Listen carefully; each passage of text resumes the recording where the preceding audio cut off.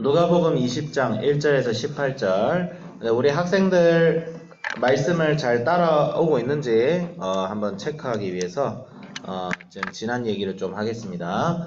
이제 예수님께서 예루살렘에 입성하시고 난 이후의 일이에요. 그래서 우리가 이제 저번 주 주일부터 오늘까지 말씀이 어떻게 흐르고 있었느냐? 예수님께서 이제 예루살렘을 향해 가고 계십니다. 예수님께서 예루살렘으로 향하시는 이 목적은 십자가에 달려서 우리 죄를 위해서 죄값을 치르기 위해서 지금 가시는 거예요. 근데 그 과정 속에서 이제 제자들을 데리고 또 수많은 사람들의 병을 고치시면서 예수님께서 하시는 말씀의 주제는 뭐예요? 과연 누가 하나님 나라에 들어가기 합당한가? 하나님 나라에 들어가는 자들은 누구인가? 그랬을 때 이제 여러 가지 이야기가 나오죠. 예를 들어서 10명이 고침을 받았는데 한 명이 예수님께 나와 하나님께 영광 돌리는 그 사건. 그때 예수님께서 그 하나님께 영광을 돌리는 그 한 명에게 뭐라고 하시죠? 너의 죄가 용서를 받았다. 이런 식으로 얘기하시죠.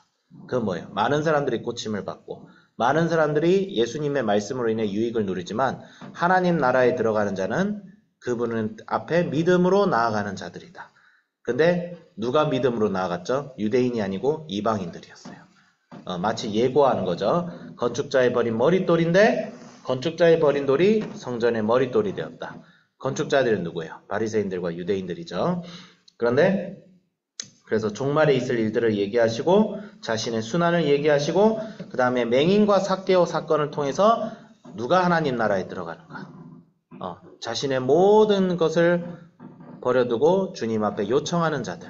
그래서 삭개오는 뽕나무 위에 올라가서 예수님을 맞이했고 예수님을 맞이한 다음에 어떻게 돼요? 행동의 변화까지 이어지죠. 토색한 것을 4배로 갚겠습니다. 이거는 율법에 나오는 거예요. 율법에서는 도둑질한 자는 그것을 4배로 갚아야 되는 법이 있어요. 그러니까 여러분 여러분 우리 기독교 신앙은 죄를 지었어요. 남에게 피해를 끼쳤어요. 근데 하나님 죄송합니다 하고 땡이 아니에요. 남에게 피해를 끼쳤으면 그 피해를 반드시 갚아줘야 됩니다. 다른 사람에게 용서를 구해야 돼요. 우리가 이 땅에 지은 죄는 반드시 하나님께서는 배상을 요구하십니다. 하나님께서 배상을 요구하신다는 것은 우리가 죄 지었다고 지옥 간다는 것이 아니라 하나님께서는 우리가 다른 사람에게 끼친 피해에 있어서 반드시 용서를 구하라고 하세요. 그게 하나님 믿는 사람으로서의 도리예요.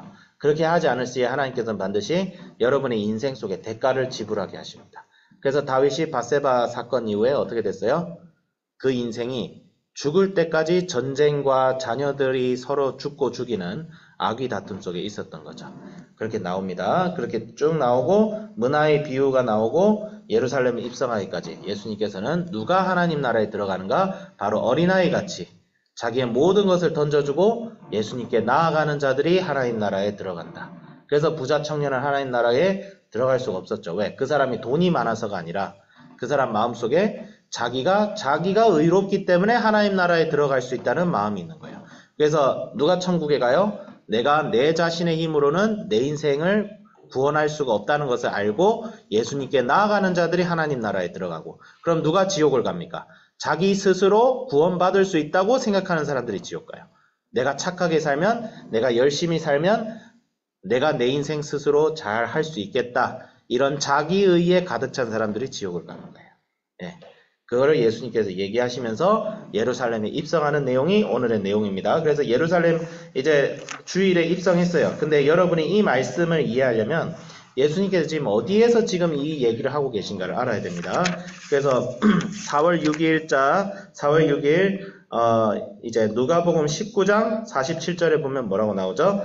예수께서 날마다 성전에서 가르치시니 대제사장들과 서기관들과 백성의 지도자들이 그를 죽이려고 꾀하되 백성이 다 그에게 귀를 기울여 들으므로 어찌할 방도를 찾지 못하였더라. 이게 무슨 말이에요?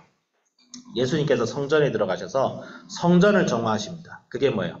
성전에서 장사하는 자들을 내쫓으시죠. 이들을 왜 내쫓으세요? 그들 때문에 성전의 제사가 더럽혀졌어요. 제사는 뭐예요? 하나님 앞에 드려지는 예배예요. 예배.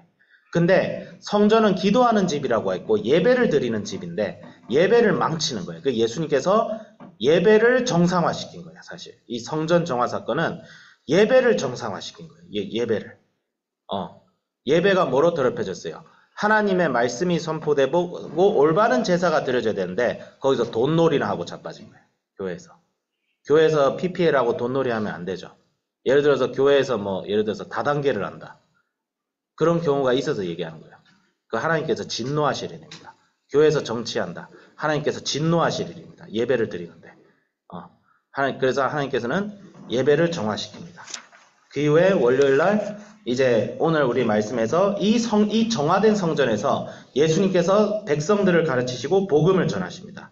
1절에 뭐라고 돼 있죠? 하루는 예수께서 성전에서 백성을 가르치시며 복음을 전하실새 대제사장들과 서기관들이 장로들과 함께 가까이 와서 말하여 이르되 당신이 무슨 권위로 이런 일을 하느냐라고 하는 거예요. 이런 일이 뭐예요? 그러니까 이 대제사장들과 장로들과 이 사람들이 그 성전을 원래 맡은 자들이에요. 이 성전을 맡은 자들이 와서 아니 당신이 이 성전이 주인도 아닌데 여기 와서 장사하는 자들 내쫓고 여기서 말씀 가르친 이유가 뭐냐? 네가 뭔데? 이런 거예요. 뭐긴 뭐야, 메시아지. 하나님이 자기 집에서 지금 성전은 뭐 하는 곳이에요? 하나님이 임하시는 장소가 성전이에요. 그렇기 때문에 백성들은 성전에서만 제사를 드려야 되는 거예요. 그럼 그 성전의 본질이신 예수님께서 말씀 전하는 게 맞아요, 틀려요? 맞잖아요. 근데 얘들이 아주 간땡이가 철저하게 부어가지고 지금 성전의 주인한테 따지고 있는 거예요. 기가 찰 노릇인데 예수님께서 아주 현명하게 이들을 극복하십니다.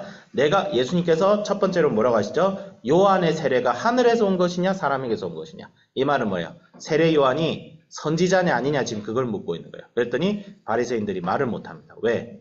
백성들은 요한을 선지자로 따르고 있어요. 왜? 선지자로서의 표적을 많이 보였어요. 물로 세례를 베푸고 하나님의 말씀을 전하다가 어떻게 됐어요? 헤롯 때문에 순교당한 사람이에요. 근데 바리새인들은 뭐예요? 바리새인들은 기득권자들에게 붙어서 백성들이 고통을 당하든지 말든지 자기 원하는 대로만 살던 사람들이죠. 그러니까 바리새인들이 우물쭈물 하다가 응 대답 안 해. 이런 식으로 회피하죠. 그러니까 예수님도 받아치시죠. 그 다음 사건은 뭐예요? 그 다음에 예수님께서 비유를 드십니다. 어떤 비유예요? 농부의 비유를 드십니다. 포도원을 맡겼어요. 그러니까 주인이 포도원을 맡기고 떠났습니다. 그래서 종들을 통하여 그 소출의 얼마를 얻고자 하였습니다. 그 종들을 보냈다. 이 포도원에 보내진 종들이 누구예요? 바로 구약의 선지자들이에요. 근데 선지자들이 우리가 구약을 배워봐서 알겠지만 이스라엘 백성들이 선지자들의 말을 들었어요? 안 들었어요? 지지리도 안 들었죠. 예레미야서 보면 알겠지만 지지리도 안 들어요. 율법책을 갖다 줬더니 불에 태우질 않나. 어느 왕이야 그거? 내가 제일 싫어하는데. 나 그거 보고 진짜 저기 눈앞에 있으면 진짜 잡아 패고 싶었어요. 진짜. 감히 말씀을 칼로 잘라서 불에 태워?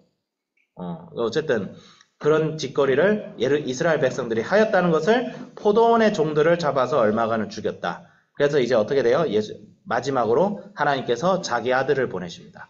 내 아들은 존대하리라. 근데 아들까지 죽이는 그 모습을 통해서 이 포도원의 종들이 바로 누구예요? 바로 그 당시 바리새인들과 사두개인들과 종교 지도자들과 더 나아가서 하나님을 거부하는 예수님께서 정작 오셨는데 자기들이 원하는 메시아가 아니기 때문에 자기 중심적인 종교 생활을 하는 그 모든 자들에 대해서 예수님께서는 비판하시죠.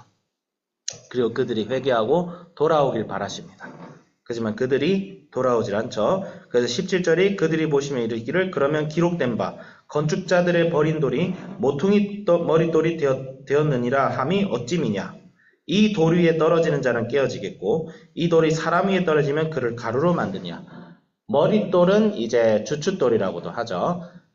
제가 이제 그 건축에 대해서는 잘 모르지만 이 지붕에 이 지붕을 세울 때 그 당시 문을 세울 때 벽돌로 그 당시 이제 이스라엘 주변에는 나무가 별로 없기 때문에 돌로 건축하는 기술이 발달했는데 돌로 건축할 때 문을 아치형으로 지을 때 가장 꼭대기에 가장 중요한 돌을 놓아요. 이 돌이 없으면 문 전체가 무너져서 문 지나다니는 사람이 다칠 수도 있어요. 그때 가장 꼭대기에 이 문지방이 무너지지 않도록 딱 고정시키는 돌이 모퉁이 돌이에요. 무슨 접착제를 바른 게 아니고 여러분 나중에 이미지 캡스톤이라고 있죠. 그거 찾아보면 있는데 그 머릿돌, 주춧돌 어떤 곳에는 머릿돌이라고 하고 어떤 곳에는 주춧돌이라고 비유가 됩니다. 근데 중요한 건 성전의 문을 만들 때 가장 중요한 문으로 나와요. 근데 이 돌이 사람 위에 떨어지면 그 사람이 그것 맞고 죽는 거예요. 지붕이 무너지면 사람 죽듯이. 이게 무슨 말이에요? 예수님의 복음에 대적하는 자들은 이 예수님의 복음 때문에 오히려 죽는다는 뜻이에요.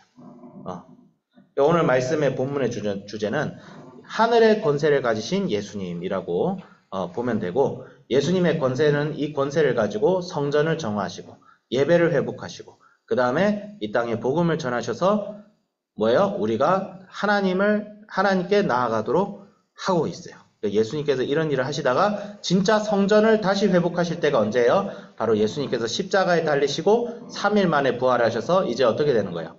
예수님의 부활이 성전의 회복이요. 그 다음에 예수님께서 우리 마음에 들어와서 우리를 구원하심이 성전의 회복이요.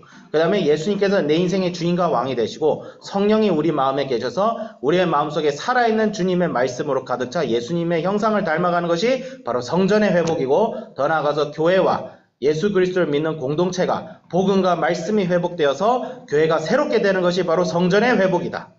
성전이 회복되지 않으면 하나님께서 그 성전을 돌 위에 돌 하나 남겨두지 않습니다. 우리의 인생도 내 중심에 예수님이 주인과 왕이 되느냐가 관건입니다. 교회가 회복되는 길도 그 교회의 머리가 되신 예수님의 말씀이 온전하게 교회에 선포되어지느냐 안 되어지느냐. 오늘날 교회가 힘들고 어려운 일을 당하는 것은 사실 교회 다니시는 분들의 잘못이 아닙니다. 교회에서 말씀을 전한다고 하는 목사, 장로들이 책임을 져야 돼요. 그래서 저도 말씀을 이렇게 배우면서 마음이 너무 무거워요. 해야 될 일을 이때까지 하지 못하고 있었구나. 해야 될 일을 이때까지 하지 못하고 내팽개치고 있었구나. 교회 다니는 많은 사람들이 말씀을 알지 못하고 예수님을 믿지도 않고, 저는 이거 솔직히 얘기하지만 지금 교회 다니시는 분들 중에 정말 예수님을 믿는 사람들이 크게 잡아도 40%를 넘기지 못하는 게 아닌가라는 생각이 들 정도예요. 예. 정말 예수 안 믿는데 교회 다니시는 분들이 많아요. 저는 그거 자주 경험합니다. 예. 근데 이게 누구 책임일까? 다니시는 분들 책임이 아니라 교회의 예배가 그만큼 지금 예수님께서 성전 정화하는 이 당시처럼 파괴되었다. 예수님의 성전 정화 사건은 교회를 향한 것입니다. 그래서 교회가 회복돼야 된다. 그렇다고 이제 우리가 예수님처럼 막 교회를 막 부수고 그러자는 말은 아니에요. 그건 잘못됐어요. 말씀이 회복되고 복음이 회복되어서 정말 우리가 예수님을 닮아가는 사람이 돼야겠다. 누구부터 돼야겠죠? 저부터. 예, 제가 돼야 됩니다. 안 되면 심판도 제가 먼저 받을 거예요, 아마. 뭐 지옥 간다 그건 아니겠지만 그렇게 그 정도로 중요하구나. 그래서 우리 모두가 내 마음속에 성령이 거하시는 이 성전이 회복되고, 그래서 악한 농부들 같이 되는 것이 아니라 하나님께서 맡겨주신 그 문화의 비유에 의해서 열매를 맺어가는 사람들, 우리 모두가 되자, 저부터 되자, 이렇게 적용하겠습니다. 기도하겠습니다. 하나님 아버지, 주여 감사합니다. 주여, 주의 성전이 회복되게 하여 주시옵소서. 말씀이 회복되게 하시고 복음이 회복되게 하시고 예수님의 주인과 왕이 됨이 회복되게 하여 주시옵소서. 주여, 이 한국교회를 주님 살려주시고, 하나님 아버지, 주여, 한국교회가 정말 하나님 아버지 건축자가 되어서 그 돌을 버린 자같이 되지 않게 하여 주시고, 하나님 아버지, 예수님의 그 말씀과 생명이 다시 살아 움직일 수 있도록 주여 저희들을 불쌍히 여겨 주시옵소서. 주여 감사드리며 예수 그리스도의 이름으로 기도드립니다. 아멘.